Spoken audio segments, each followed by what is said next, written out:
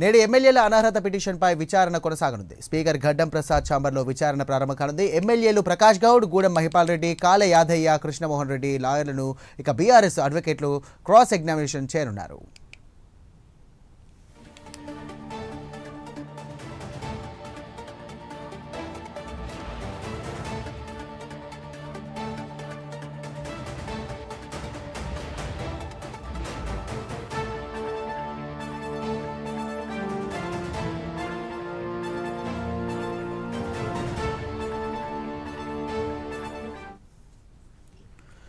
Breaking చూస్తున్నాం. నేడు ఎమ్మెల్యేల అనర్హత పిటిషన్లపై విచారణ కొనసాగనుంది. స్పీకర్ గడ్డం ప్రసాద్ ఛాంబర్లో విచారణ ప్రారంభం కానుంది. ఎమ్మెల్యేలు ప్రకాష్ గౌడ్, గూడెం మహిపాల్ రెడ్డి, కాలే యాదయ్య, కృష్ణమోహన్ రెడ్డి లాయర్లను బీఆర్ఎస్ అడ్వకేట్లు క్రాస్ ఎగ్జామినేషన్ చేయనున్నారు. ఇదే అంశానికి సంబంధించి మరిన్ని డీటెయిల్స్ అందించడానికి మా కరెస్పాండెంట్ అజీం సిద్ధంగా ఉన్నారు. అజీం, చెప్పండి, ఎట్లాస్ట్కి ఎండ్ కార్డ్ పడే అవకాశం ఏమైనా కనిపిస్తుందా? దాదాపుగా నెల పైన అవుతుంది ఈ యొక్క 10 మంది ఎమ్మెల్యేలకు సంబంధించి కూడా అనర్హత పిటిషన్పై కూడా విచారణ జరగబట్టి ఈ రోజైనా కనీసం ఏదైనా మనకు క్లూ ఏమైనా దొరికే అవకాశం ఉందా?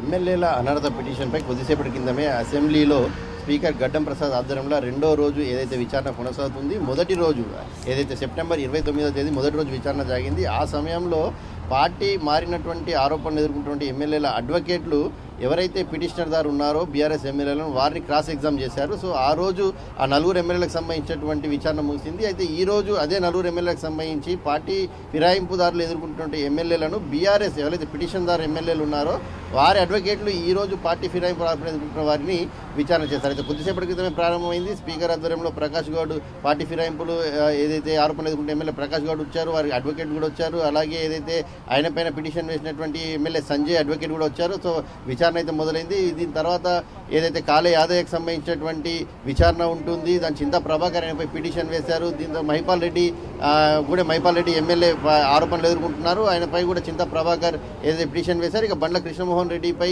పల్లా రాజేశ్వర రెడ్డి పిటిషన్ వేశారు. ఈ నాలుగు కూడా మధ్యాహ్నం సాయంత్రం 4 గంటల వరకు కూడా దీనికి సంబంధించిన విచారణ కొనసాగుతుంది. అయితే పూర్తి స్థాయి వారి దగ్గర ఉన్న ఎవిడెన్సెస్తో ఏదైతే అడ్వకేట్లు రావడం జరిగినట్టు మనకు తెలుస్తుంది. ఏదైతే పార్టీ ఫిరాయించినట్లు పేపర్ కటింగ్స్ కావచ్చు, వీడియో క్లిప్పింగ్స్ కావచ్చు, వాయిస్ రికార్డింగ్స్ కావచ్చు, అలాగే వారు కండువా కప్పుకున్నటువంటి వీడియో ఫొటోస్ కావచ్చు, ఇవన్నీ కూడా వారు తీసుకొచ్చినటువంటి పరిస్థితి మనం చూస్తున్నాం బీఆర్ఎస్ ఎమ్మెల్యేలు. సో వీరిని క్రాస్ ఎగ్జామ్ చేశారు. మరి మీరు పార్టీ మారలేదు, మర్యాదపూర్వకంగానే మేము సీఎంని కలిసాము, కేవలం రాష్ట్ర నియోజకవర్గ అభివృద్ధి కోసమే కలిసామని చెప్తున్నారు. మరి ఇక్కడేమో పార్టీ మారినట్టు చాలా స్పష్టంగా వార్తలు ఉన్నాయి, వీడియోలు ఉన్నాయి. మరి దీనికి మీరే సమాధానం చెప్తారు అని చెప్పి క్రాస్ ఎగ్జామ్ చేస్తున్నట్టు మనకు తెలుస్తుంది. అయితే ఈ విషయం ఇప్పుడే కొలిక్కి వచ్చేటువంటి అవకాశం లేదు. కేవలం ఇప్పుడు 10 మంది పార్టీ ఫిరాయించినటువంటి ఎమ్మెల్యేలు ఆరోపణలు ఎదుర్కొంటారు. ఇందులో కేవలం 4గురిపై మాత్రమే విచారణ కొనసాగుతుంది.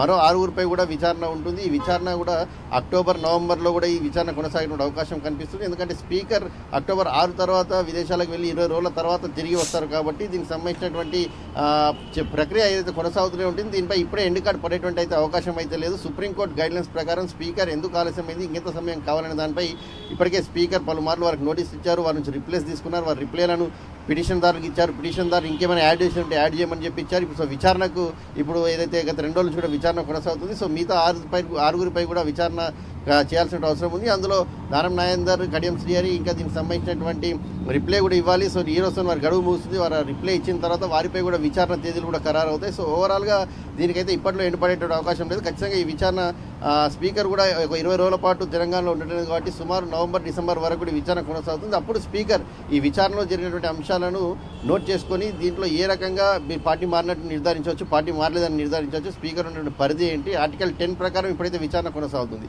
సో అప్పుడు ఏ పరిధిలో తీసుకోవచ్చు చర్యలు అనే దానిపై కూడా ఒక క్లారిటీగా ఉండి అప్పుడు దానిపైన ఒక స్పష్టత వచ్చే అవకాశం అయితే మనకు కొద్ది టైం పట్టేటట్టే అనిపిస్తుంది. Sairam, thank you Azeem.